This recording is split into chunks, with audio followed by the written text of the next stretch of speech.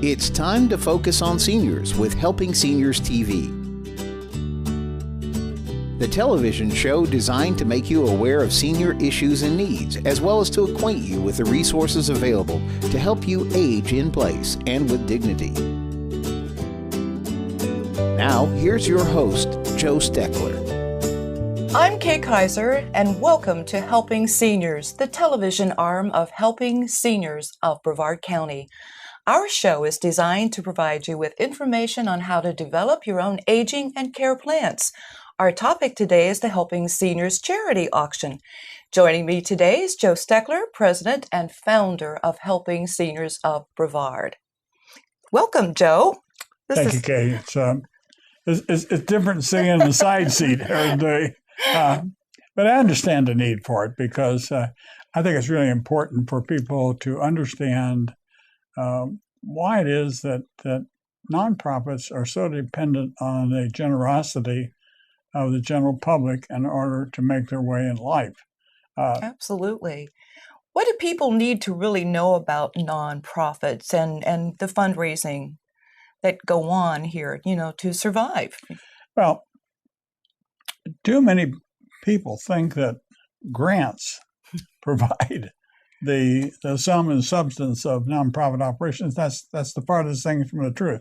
Actually, according to the grant-making organizations, about 7% of the total amount of money that's used in charity work comes from the grant process. Wow. Most of it comes from private donors, annual fund contributions, charity fundraisers, services some organizations provide. But what it really amounts to is whether or not a nonprofit can put together a good fundraising plan, because it's a business plan. It's just like running a business in a strip mall. It's just like anybody else. If you have a good plan, right, you have a chance to succeed. If you don't have a plan, you're going to fail.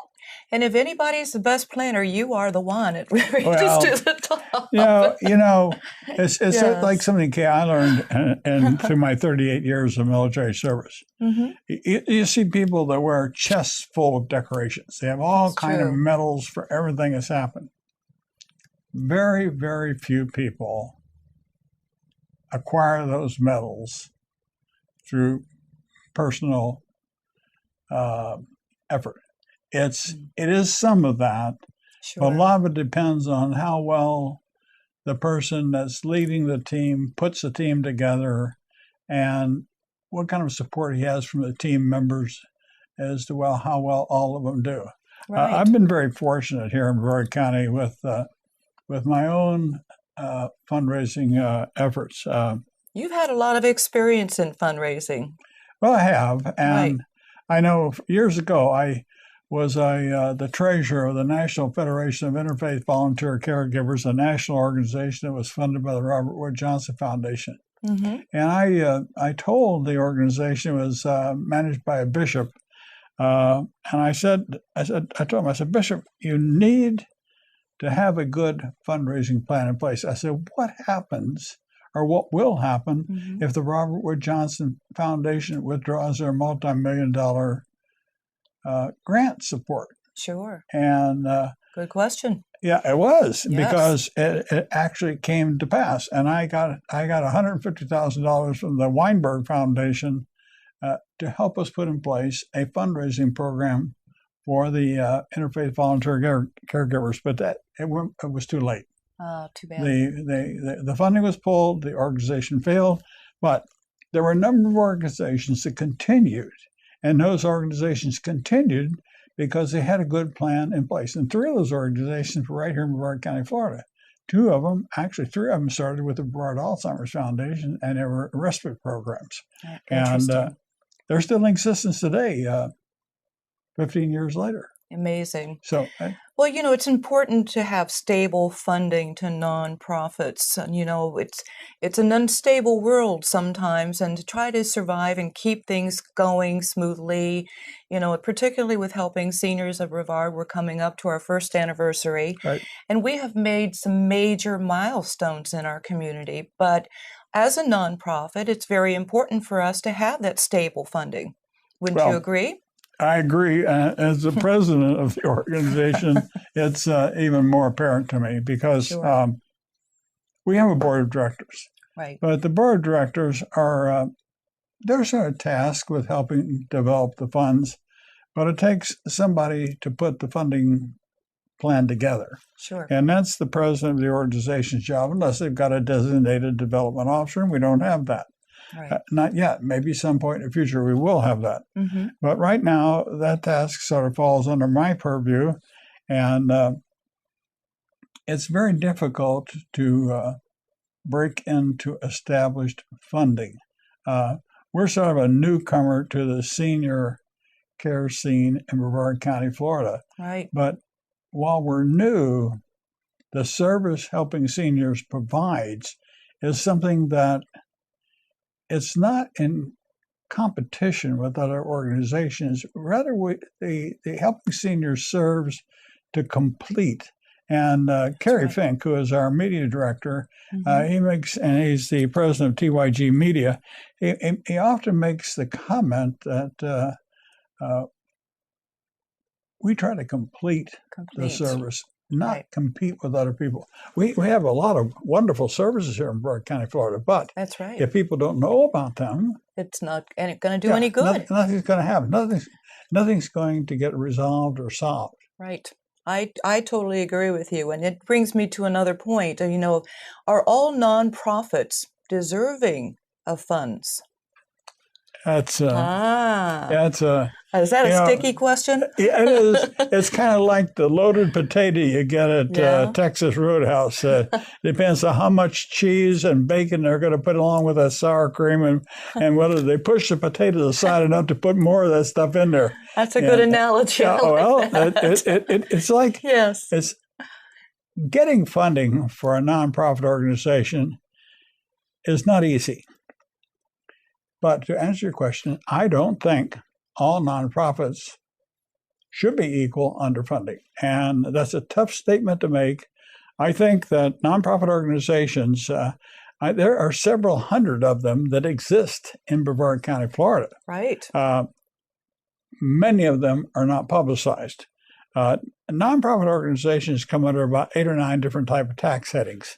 Mm-hmm. And if you're a 501c3, you are exempt from paying taxes. All churches are 501c something, and they're exempt from paying taxes. Right. So the big boon to be a nonprofit organization is to escape the tax burden. Mm-hmm. And if a nonprofit organization is truly doing their job, serving people, I think the people that help support them must first and foremost recognize that the service that they do is something that is, one, needed. Absolutely. That it helps people. Right.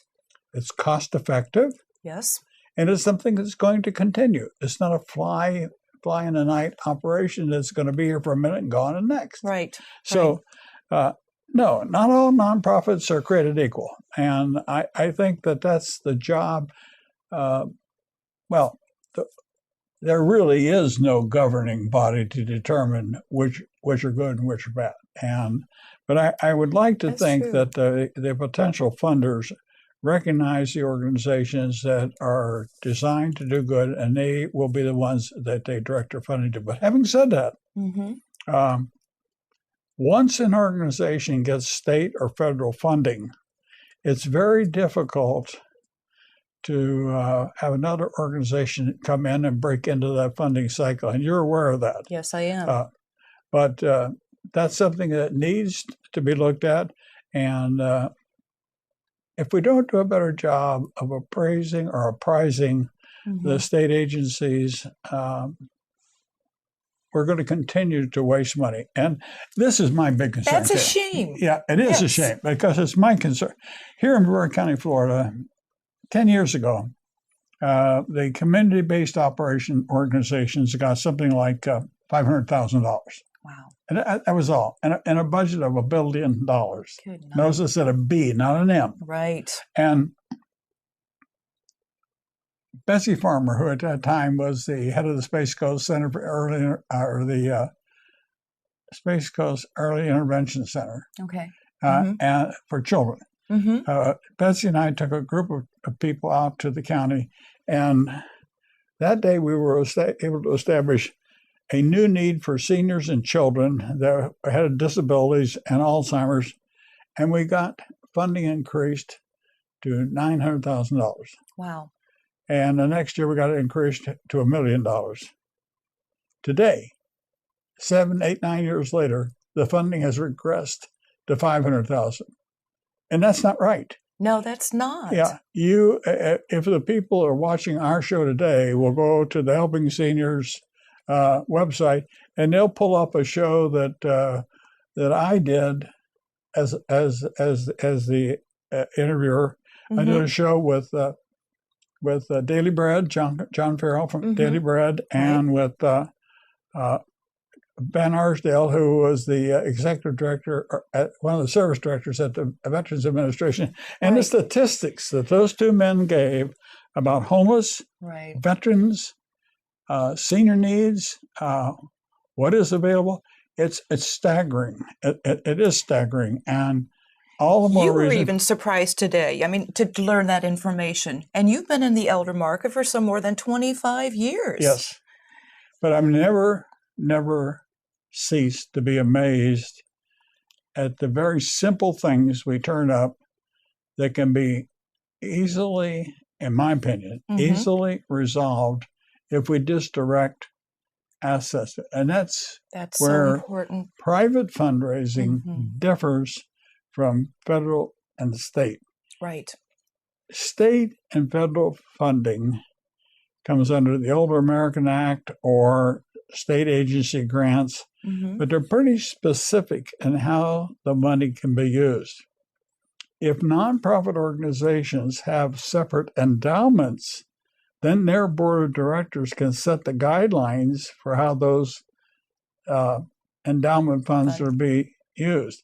And you yourself, as the information specialist at Helping Seniors, we are aware of situations where people have a great need for dentures as they get old. And there are no, Medicare does not cover eye care, or dental care, or hearing aids. Right. And as you get older, let's face it, I'm hard of hearing. I wear hearing aids. My hearing aids are $7,000 hearing aids, and I get mine through the VA. The sad part about it, in Brevard County, Florida, I heard a statistic that if we talk 67,000 active veterans here in Brevard County, along with roughly 180,000 dependents of veterans, we're talking roughly 250,000 people. That's a lot of people in our own county that are eligible for veterans benefits, which would include eyeglasses, dental care, and hearing aids. But people don't know about this, Joe. They don't. That's why we're doing a show on a charity auction, because, and before the time runs out, we've got to talk about charity auction. I'm going to give us on track for that. But it's all part of a grand plan, Kay. But you're good. Well, people, you always say that knowledge is power. And Helping Seniors of Brevard, when we get the calls, we're always learning, just like you mentioned, the statistics in Brevard County. There's always new information, new laws, new things happening that the seniors just have no idea. And I feel in my heart, and I'm very compassionate about this, that Helping Seniors is certainly completing and assisting and helping to get that information out. And that's why we need our public's help to help us to continue our path as a nonprofit organization. So let's talk about this auction coming up. Okay. All right.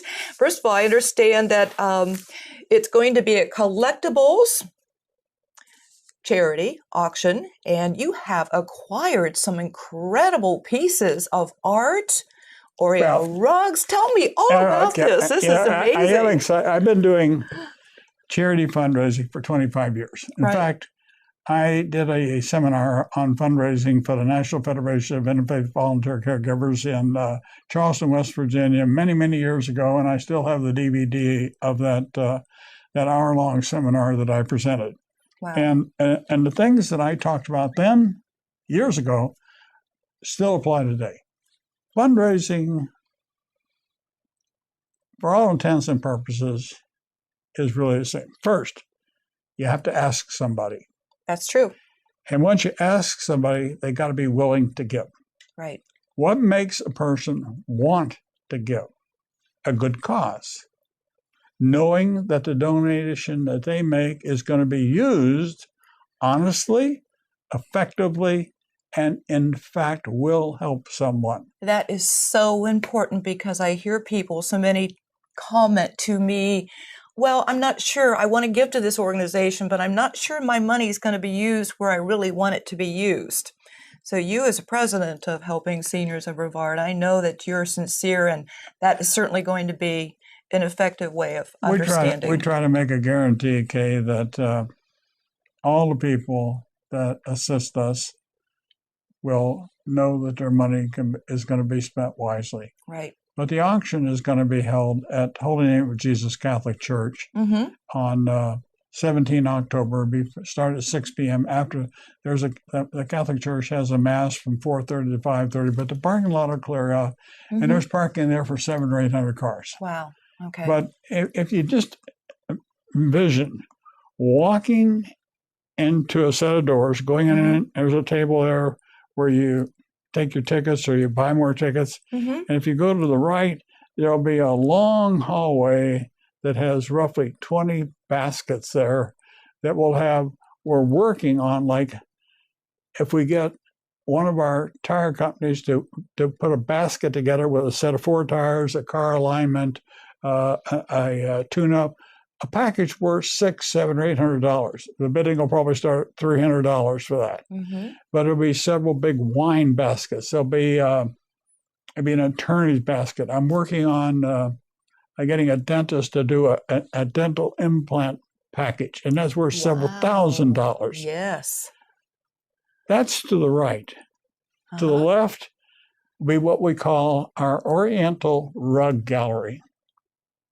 We have collected, folks, so far, as of this taping, 40 handmade Oriental rugs that have originated in Russia, Iran, Pakistan, Afghanistan, China, and India. There are all types of rugs. So far in our process of appraising the rugs, the highest appraisal so far of one rug out of 40 has been $6,000. Wow. Now, we're not going to sell it for that, Kay. It'll go for less than that. Yes. But my point is that the people that come to this auction are going to be exposed to a chance to get things they would not normally get someplace. Besides the rugs, my brother has one of an Indian arrowhead collection that is comparable to the Smithsonian's. Wow. I helped him dig up some of these Indian arrowheads and artifacts. And we're talking about digging down that far, folks, into the ground. And it takes hundreds, thousands of years to build that much soil up. I was not aware until my brother told me about the history of some of these arrowheads. Some of them date back to what they call the Palmer period, which is 8,000 BC. Oh my gosh. So imagine that. Yes. Wow. We have had another jeweler that does wire gold work. He has turned these arrowheads into a pendant and earrings. Some of them are the shape of arrowheads, other are what we call blunts. Right. And blunts could either be used to scrape the flesh off of a hide, or they could be used to knock down small game without destroying the body, so it didn't destroy the meat. Well, right there, just having a chance to bid on something that's so unusual and so unique. Imagine women who are listening to this program going around and wearing a necklace that is thousands of years old. How can anyone ever say anything like that? That's so unique, Joe, and hats off for getting it is that. unique, but we have collectibles. Bruce McCandless, who was the first man to walk untethered in space. He made the first spacewalk. He signed a picture of his first spacewalk. He's a classmate of mine from the Naval Academy. Wow. He sent that to me. I had a recruiting command during my Navy service, and we were at a recruiting station in Pennsylvania. And a recruiter walked in and handed me a file photo of the Great White Fleet, dated 1907, that President Roosevelt sent around the world with battleships. Oh, wow. Southern Photo is going to make a copy of that for me, and we'll put that in the auction. Awesome. I have World War II poster replicas. Mm-hmm. One of them is saying, as a woman in a sailor's uniform, saying, "I wish I were a man." And we're going to frame that in teakwood decking that came from the deck grates on the USS Chanticleer, which was a World War II submarine rescue ship. Wow. But it's the type of thing. And folks, everything I'm describing, the Indian arrowhead jewelry, the rugs, the baskets, not the baskets right now, but soon we'll have all these things on our website, helping seniors of Brevard.org. There'll be a tab, you can go there, and you can pull this up, and all these rugs will be appraised, and we'll have these things on there so you can see for yourself what you might want to do. But there's one I call a piece de resistance that I haven't talked about. I want to talk about. I got a little bit of time. And I want to make sure I mention this too before you tell me the pièce de résistance. I can't say my French here today. But nonetheless, how will people be able to get a ticket to the auction? They can call you at the office at 321-473-7770. And we hope that all of our media sponsors that are listed in Senior Scene magazine and on our website, we hope that all of them will have tickets for sale. And as we make ticket outlets available, we will post them on our website, and we'll get it on in Florida Today so people will see it, because Florida Today is already committed to helping us. Excellent. Excellent. But one thing that I think that is going to be very unique, when I was at the Naval Academy, how much time we got? We got time. I can talk about it. When I was at the Naval Academy, one of the coaches there was Billy Belichick. That's not the Belichick that's the coach of the Patriots. He was the father of the son, and the son is now the coach. Billy Belichick, coach today at Patriots, was a little guy when I played football at the Naval Academy. And I had another friend of mine, a fellow named Joe Tranchini, who was the quarterback of the 60 football team, and Joe Bellino, the Heisman Trophy winner, who later went on to play for the Patriots. They've all agreed, said, if you get the poster, Joe, we'll get them signed. So Charles Fazzino, who is the artist that does the Super Bowl poster, has been very, very kind to us over the years, as have a number of other Florida artists. He signed some posters, sent them to me, I sent them to Tranchini. They went to Bellino. They're down at the Patriot Training Camp for signature. And Belichick said, I won't sign the posters with this caveat, unless you let me personalize them. And he says, Joe, why do you want these posters in Brevard County? I said, to help people. So he's going to put that on there and sign it, send it back to us. That is fantastic. But this Kay, it all goes back to what we're talking about. Nonprofits, fundraising, charity, getting people involved, and having a cause that makes it worthwhile. I think that the cause is the work that you do to help people through your case management, getting them help, getting them dentures, loneliness. We did one of the things that we didn't even talk about as a nonprofit. We are just today forwarding to the county commissioners 5 sets of the advocacy plan, which from the work of the Advocacy Council over the last 7 months to promote the development of an aging plan for Brevard County, Florida. And the survey needs show that 17% Yes. of the needs expressed by seniors. Over 300 seniors were surveyed. They said, we need more information. Information is key. And that's what makes Helping Seniors of Brevard so unique, because we're providing so much outreach media, this show being one of them, how we can help educate people through the various print, the radio programs that you do, Joe Steckler. It all is getting out information and then being archived on our website, helpingseniorsofbrevard.org. So somebody who is looking for a specific subject is going to be able to put in a search tab and be directed to whatever outreach media. No one else is really doing that. In addition to the fact that the results of the Advocacy Council now to try to incur an aging plan in Brevard County.